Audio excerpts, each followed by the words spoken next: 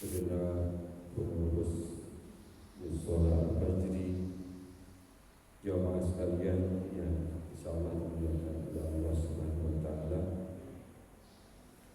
Marilah kita mulai dengan beristighfar bersama, memohon ampun kepada Allah Subhanahu wa taala dan berdoa kepada Allah semoga niat dan hajat kita diterima dikabulkan oleh Allah Subhanahu wa taala.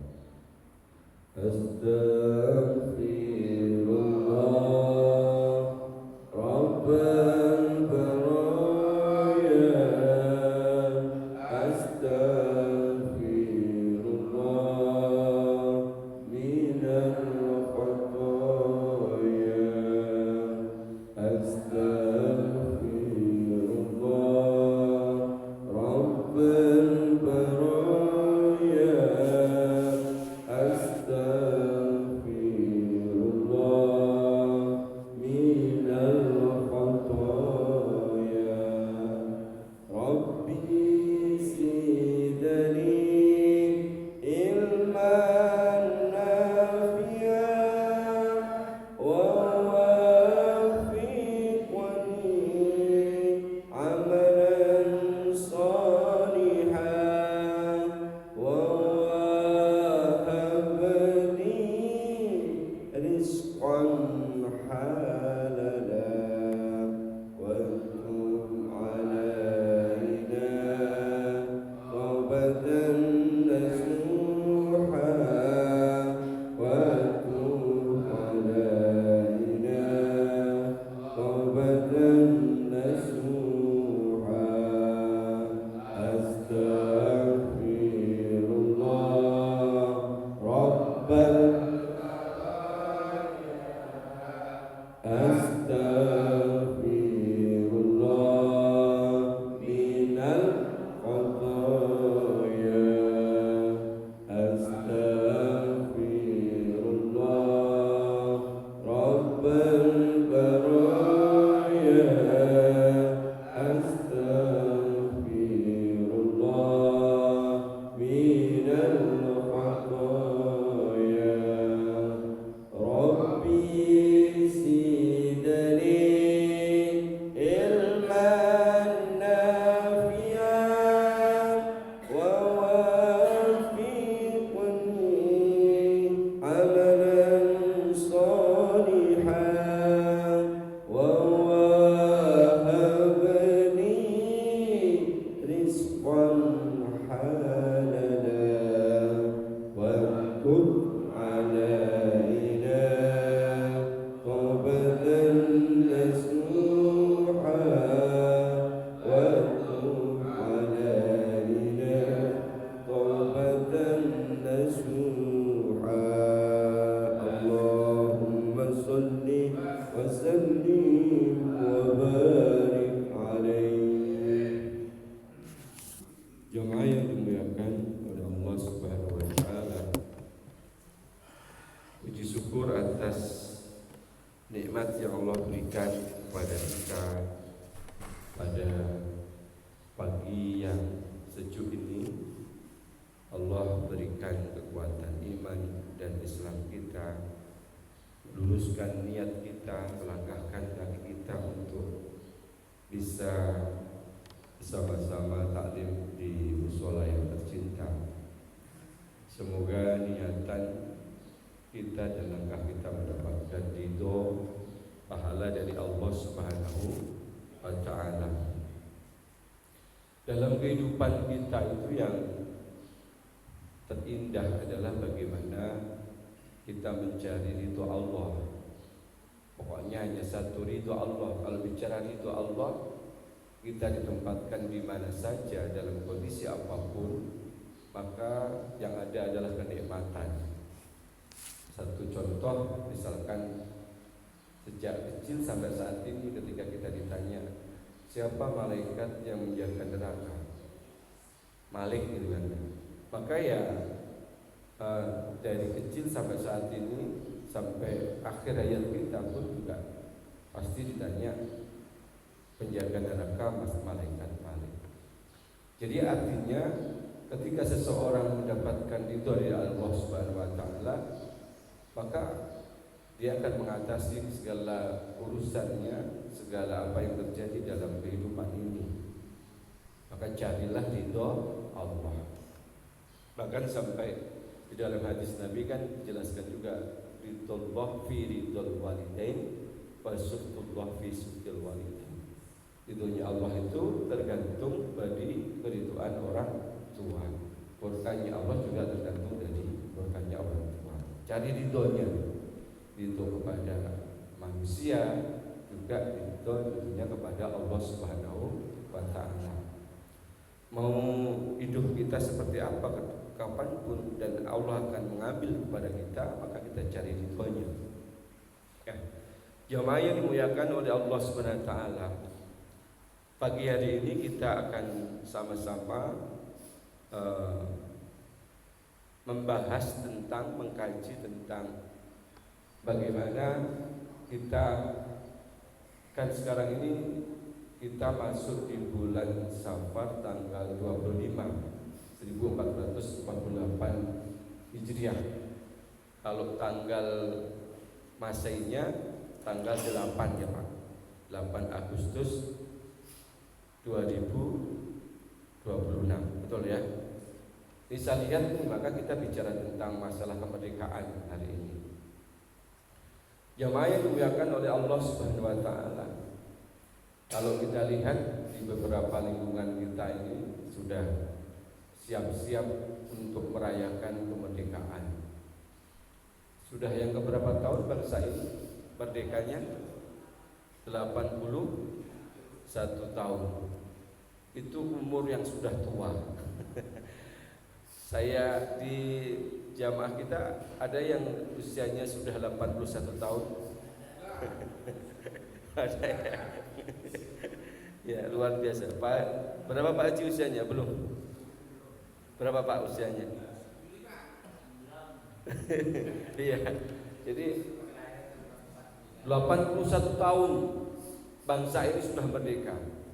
Kira-kira kalau kita sebagai makhluk Allah diberikan usia 81 tahun itu,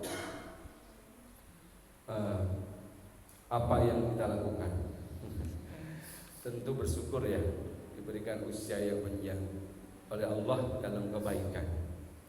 Berarti mereka seharusnya 81 tahun itu kalau bicara bekerja ya sudah tidak bekerja lagi, sudah mempersiapkan dirinya untuk menghadap kepada Sang Khalik.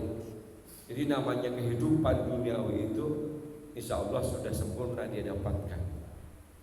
Bagaimana tentang bangsa ini yang sudah 81 tahun? Apakah sudah dirasakan keadilannya, kemakmurannya dan lain sebagainya? Nah, ini nih kita akan coba sama-sama membahasnya. Nah, jadi tema saat ini adalah bicara tentang merdeka keluargaku, merdeka bangsaku. Jadi sebelum bangsa ini merdeka, tentu yang kita merdekakan siapa dulu? Keluarga kita. Maka ayat Al-Quran menjelaskan, A'udzubillahi minasyaitonirrajim, Bismillahirrahmanirrahim. Ya ayyuhalladzina amanu qu anfusakum wa ahlikum nar. Jadi wahai orang-orang yang beriman, jagalah dirimu dan keluargamu dari siksa api neraka. Jadi tidak boleh Bapak Ibu kita pengen masuk surga sendirian, itu nggak boleh. Harus diajak keluarganya, diajak anak cucunya untuk apa? Menjaga dirinya dari siksa api neraka. Maka di dalam hal ini ayat Al-Quran pada Quran surat An-Nisa ayat 9 itu menjelaskan, A'udzubillahi minasyaitonirrajim, Bismillahirrahmanirrahim. Wal yakhshal ladzina law taraku min qalbihim dzurriyyatan di'afan khafu 'alaihim fattaqullaha wal yaqulu qawlan sadida. Jadi ketika kita diperintahkan untuk menjaga diri dan keluarga kita, terutama tentu kepada anak-anak kita, maka kita ini takut meninggalkan mereka dalam kondisi generasi yang lemah. generasi yang tidak punya masa depan, generasi yang tidak jelas bagaimana tentang kesejahteraan mereka. Jadi khawatir kalau kita meninggalkan anak cucu kita dalam kondisi lemah imannya, lemah ilmunya, lemah akidahnya, dan lemah yang lainnya. Maka Bapak Ibu sekalian, apa yang kita lakukan supaya mereka anak cucu kita bicara tentang kesejahteraannya itu tercukupi? Maka kita meninggalkan apa biasanya? Kontrakan, warisan gitu. Yang punya warisan. Kalau nggak punya warisan, apa yang kita tinggalkan, Bapak Ibu sekalian? Maka tinggalkan anak cucu kita tentang ilmu pengetahuannya. Tinggalkan mereka tentang akidahnya. Ajarkan mereka. Di antaranya bicara tentang tauhid akidah. Ada tauhid rububiyah, ada tauhid uluhiyah. Ngajarin apa? Nah, segala sesuatu yang ada di dunia ini itu adalah karena kuasanya Allah. Itu diajarkan mereka, dikenalkan. Tidak akan terjadi segala sesuatu tanpa ridho Allah, tanpa izin Allah. Ajarkan kepada anak-anak kita tentang hal itu, tentang ciptaan Allah, biar dia paham. Kemudian ajarkan kepada mereka tentang tauhid uluhiyah, tentang bagaimana dia hanya menyembah kepada Allah. Di dunia ini tidak ada yang wajib disembah kecuali hanya Allah. Itu diajarkan sehingga akidahnya kuat, tauhidnya kuat. Kenapa? Supaya bangsa ini berbicara tentang kemerdekaan, maka dia berbicara tentang keluarga dulu. Bagaimana tentang anak-anak kita? Maka perintah Rasulullah SAW kepada anak kita adalah alimu auladakum fa innahu likulli zamanin ghairi zamanikum. Ajarkan anak kita tentang bagaimana dia hidup saat ini. Kenapa? Karena mereka itu diciptakan oleh Allah bukan pada zaman ini. Jadi berarti kita sebagai orang tua, bagaimana kita juga tidak gagap teknologi. Anak-anak kita ini kan sekarang hampir 24 jam ya Bapak Ibu ya, di sekolah, di rumah gitu kan. Mereka bersinggungan dengan teknologi, bersinggungan dengan HP. Dan mohon maaf nih anak kita, kalau kita suruh untuk perintah sholat saja itu susahnya luar biasa. Tetapi kalau dia tidak punya kuota, tidak punya pulsa, itu teriak-teriak sama orang tuanya, segera minta pulsa. Nah, ini bagaimana nih anak-anak kita, generasi yang semacam ini? Kita tidak bisa membiarkan mereka, tapi bagaimana mereka harus kita didik dengan baik, dengan bekal ipteknya, ilmu pengetahuan dan teknologinya, dan tentunya yang utama dengan imtaknya, iman dan takwa mereka. Maka perintah Rasul itu kan, maka bagaimana perintah untuk mengerjakan sholat sejak usia kapan? Sejak usia 7 tahun. Apabila usia 10 tahun juga belum mengerjakan sholat, maka kita boleh memukulnya. Memukul yang berarti berikan pendidikan. Nah ini anak-anak kita sudah dewasa. Kadang kita sebagai orang tua itu untuk memberikan teguran kepada mereka kita nggak berani. Alasannya kenapa? Karena mereka sudah dewasa. Maka di dalam mendidik anak ini, jamaah sekalian yang dimuliakan oleh Allah Subhanahu wa taala, Ali bin Abi Thalib mengajarkan itu. Usia 0 sampai 7 tahun itu perlakukan mereka seperti raja.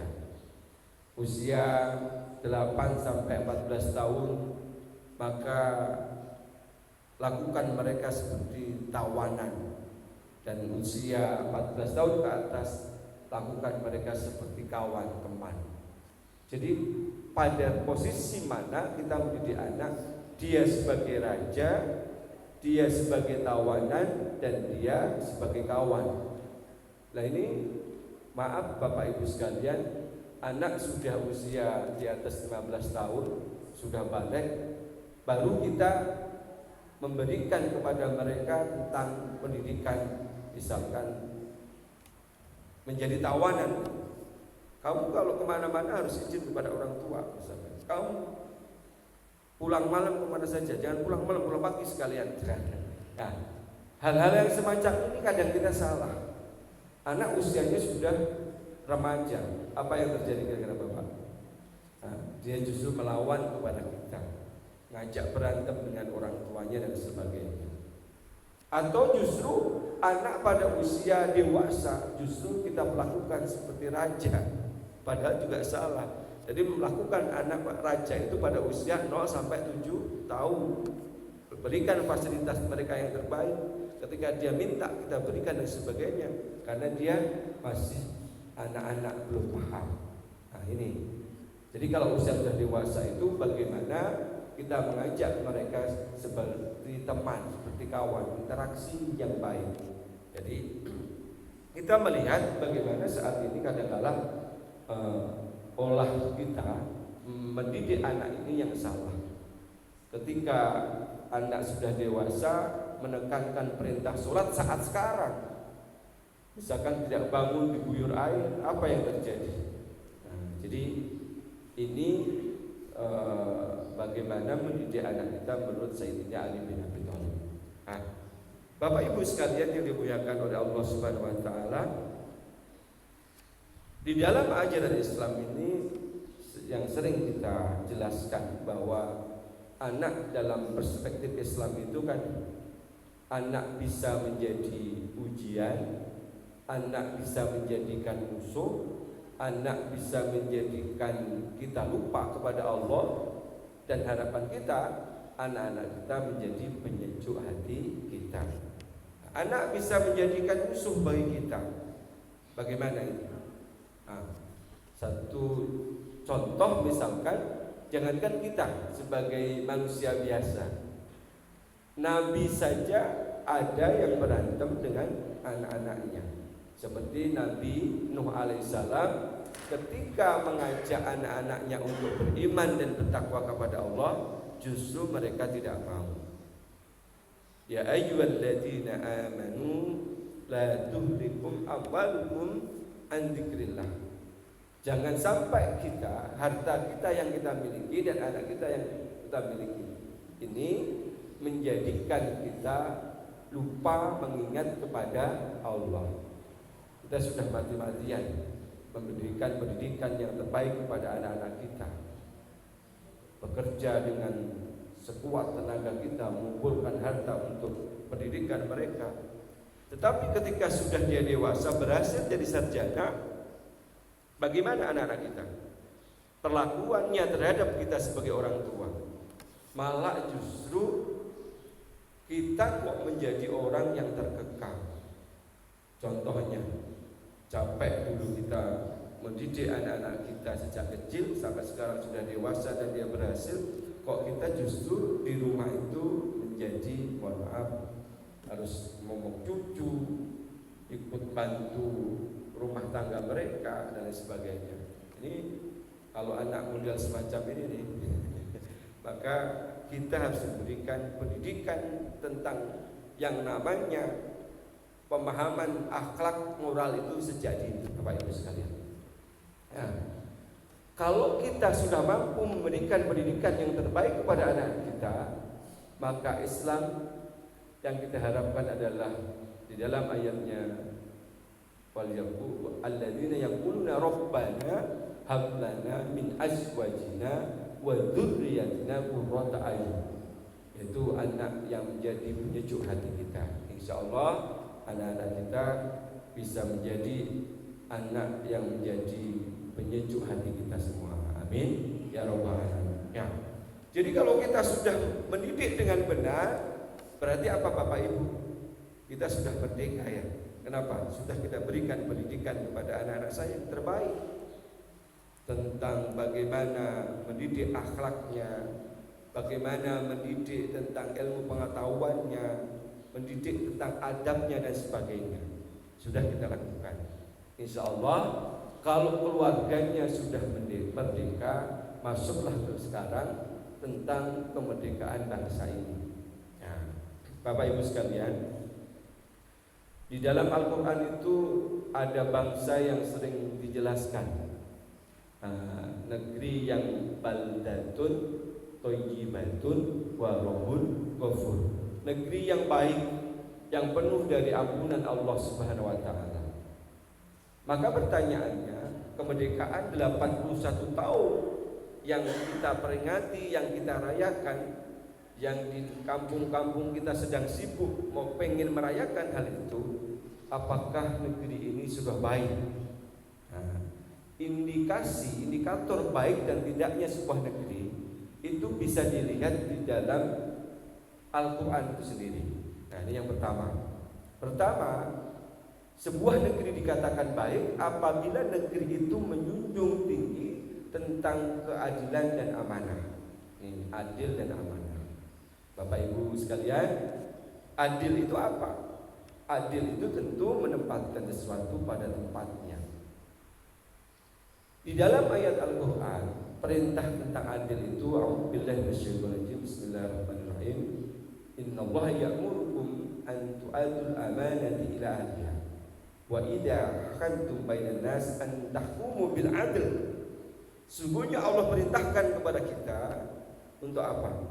Untuk menyampaikan amanah kepada ahlinya. Nih, kepada ahlinya. Kalau amanah itu dipegang kepada orang yang bukan ahli, maka apa yang terjadi? Kehancuran.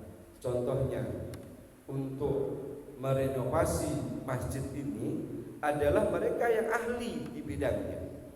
Untuk memasang tekel ini adalah yang ahli di bidangnya. Kalau kemudian itu dipegang oleh orang yang bukan ahli, apa Bapak Ibu? Sebuah kehancuran. Jadi kemarin kan rame ya, misalkan seorang menteri, misalkan menteri pendidikan, dipimpin misalkan oleh orang yang tidak ahli di bidangnya, atau menteri agama dipimpin oleh orang yang tidak ahli pada bidangnya, maka tunggulah sebuah kehancuran. Itu menyampaikan amanah kepada siapa?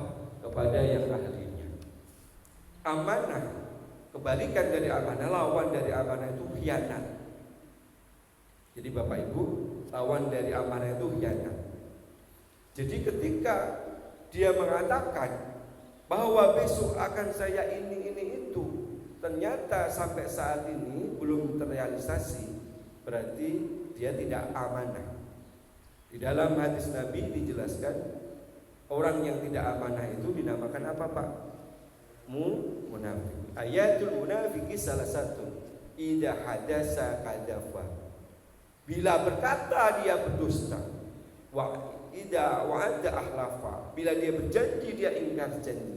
Wa idza tumina khana. Apabila diberi amanat maka dia berkhianat. Itu namanya munafik.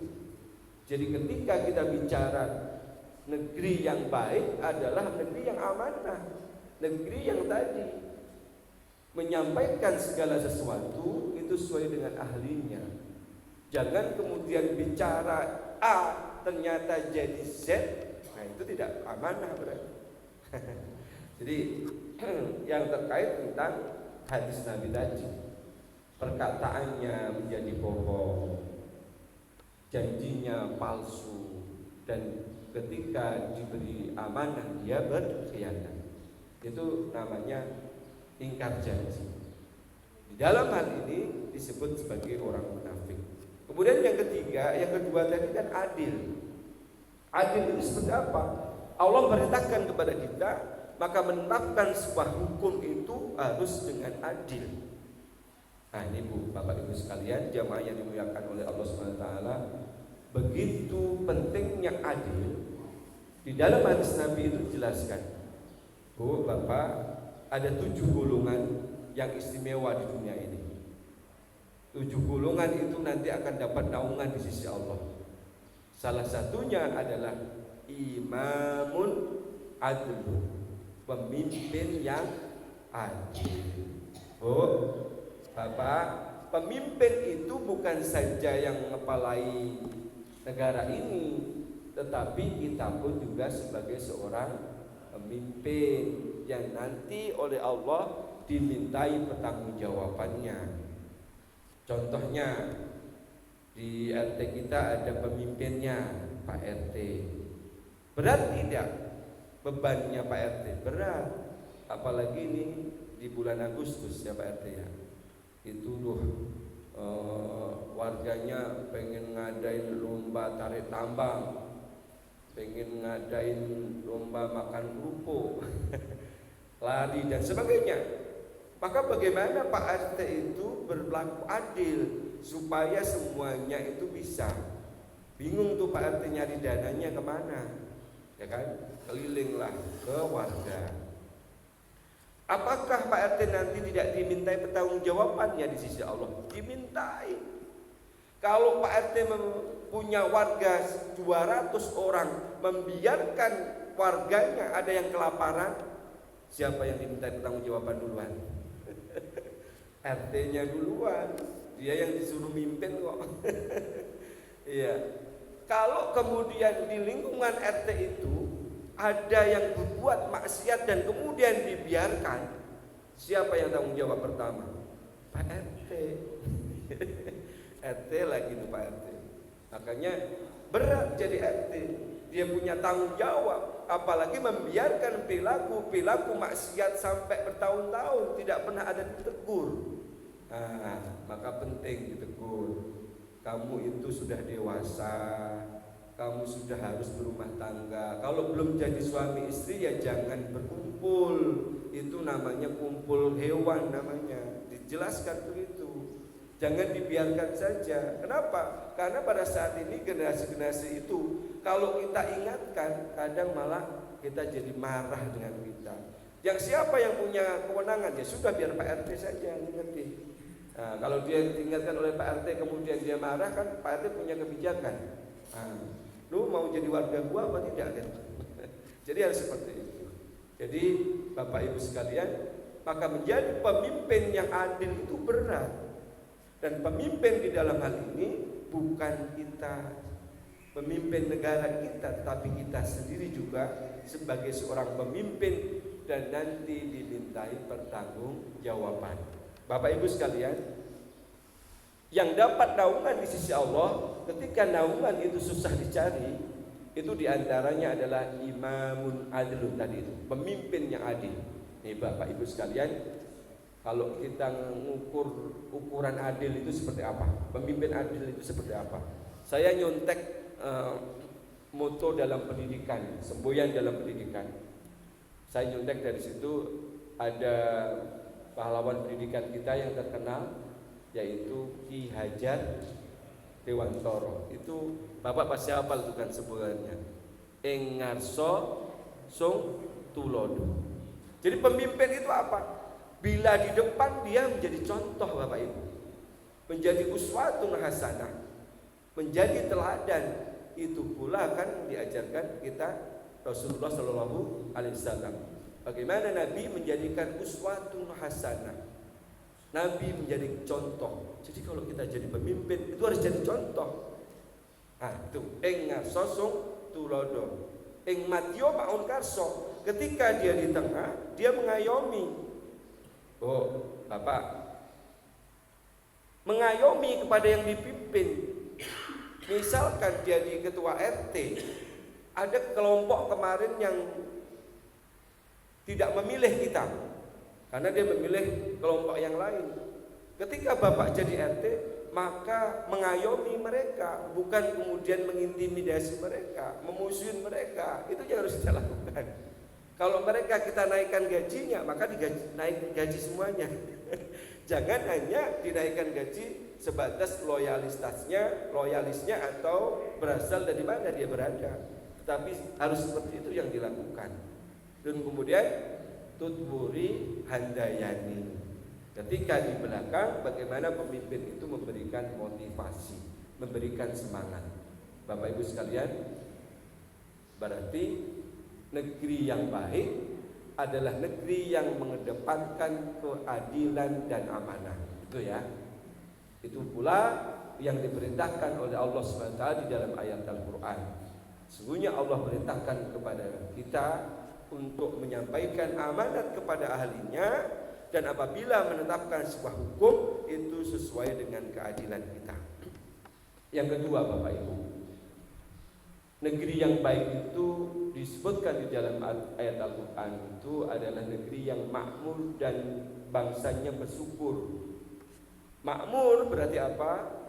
Kenikmatan, kejayaan, harta benda, sumber daya alam bukan saja dinikmati oleh segelintir orang, tetapi apa? Dinikmati oleh seluruh warganya. Maka tidak ada terjadi di bangsa ini bicara tentang yang kaya makin kaya, yang miskin makin miskin. Tidak. Kenapa? Karena kekayaan dinikmati oleh seluruh warganya. Nah, terus kemudian negeri yang syukur, Bapak, karena sudah 81 tahun, maka tentu kita bersyukur kepada Allah. Boleh jadi nanti di musola misalkan ngadain istighosah menyambut kemerdekaan, bersyukur kepada Allah. Nah, itu bagian apa? Bersyukur dengan lisan. Apa maknanya? Bagaimana lisan kita dibasahi dengan mengingat kepada Allah. Alhamdulillah wa ni'matillah wa syukurillah. Nah, itu. Ini beberapa lembaga ini saya lihat ada yang sudah mengadakan istighosah, bagian dari rasa syukur kita kepada Allah, Bapak Ibu. Orang yang bersyukur dengan hati, bersyukur itu ada 3 ya Bapak Ibu. Syukur dengan hati, syukur dengan lisan, dan syukur dengan perbuatan. Orang yang bersyukur dengan hati, teguh hatinya. Nah, kalau orang yang teguh hatinya, maka tumbuh yang namanya sikap patriotisme, berjuang tanpa pamrih, sikap nasionalisme, cinta kepada negerinya, sikap kebangsaan dan lain sebagainya. Bersyukur dengan perbuatan apa yang dilakukan.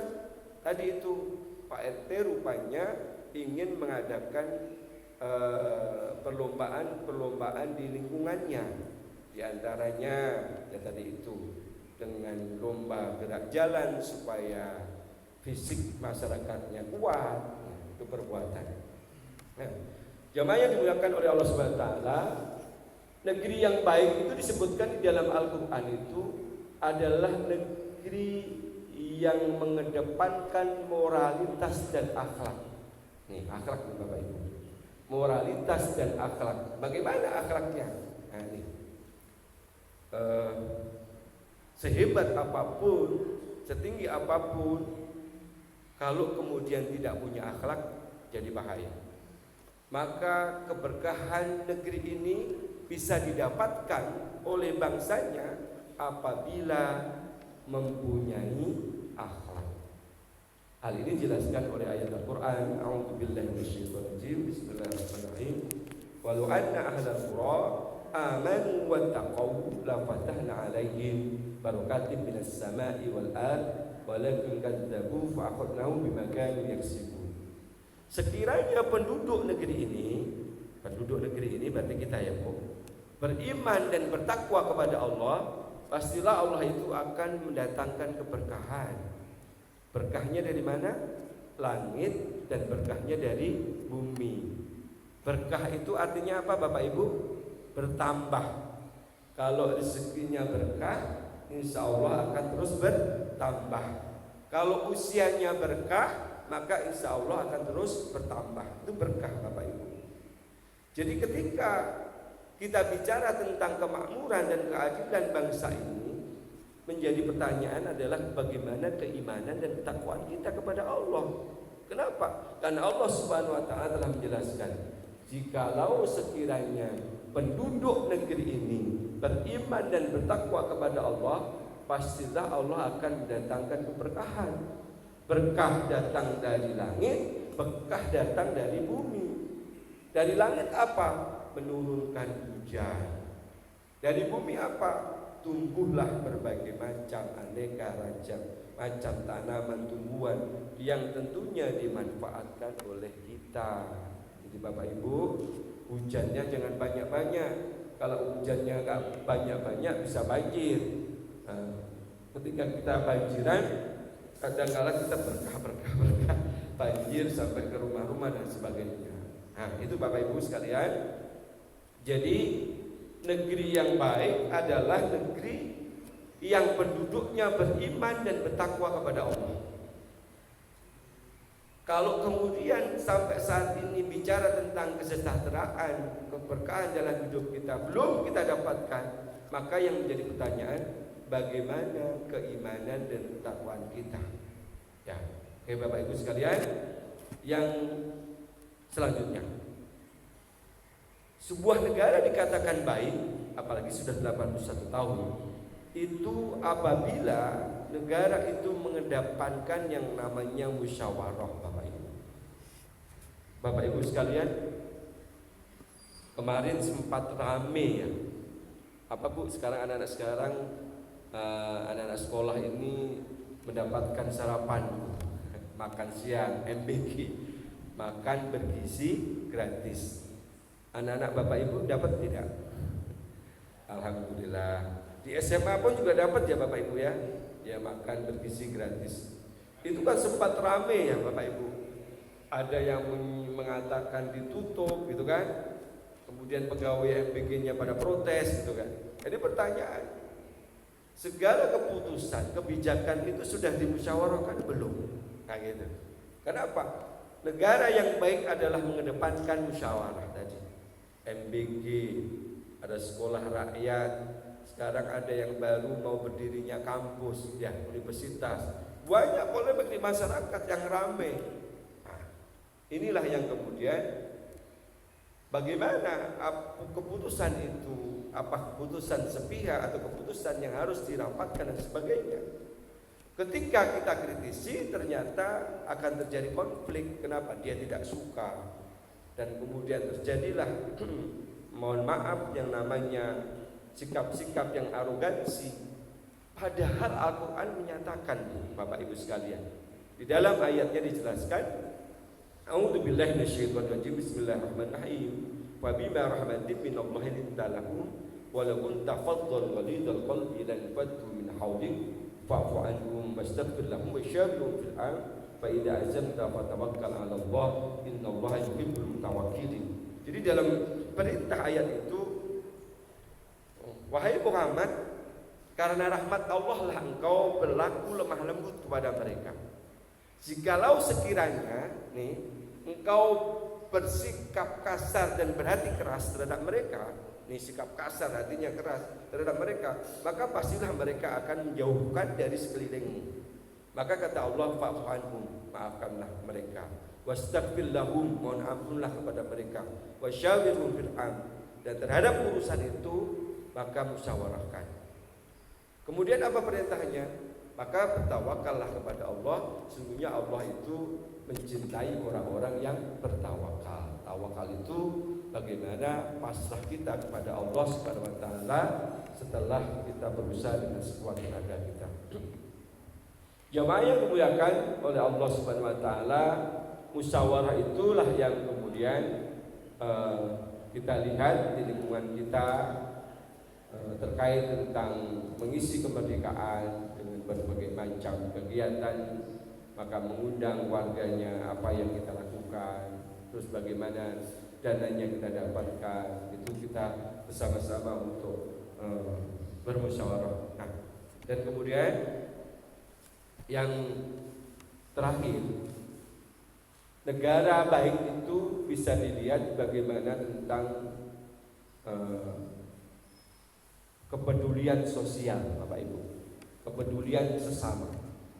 Jadi bagaimana menumbuhkan sikap peduli, sisi kemanusiaannya. Ini yang diajarkan oleh Nabi kita. Kata Nabi, khairun nas anfa'uhum linnas. Sebaik manusia itu adalah yang bermanfaat bagi manusia lain. Jadi ini Bapak Ibu, bagaimana kita mengisi kemerdekaan ini? Ya sesuai dengan kemampuan kita Bapak Ibu.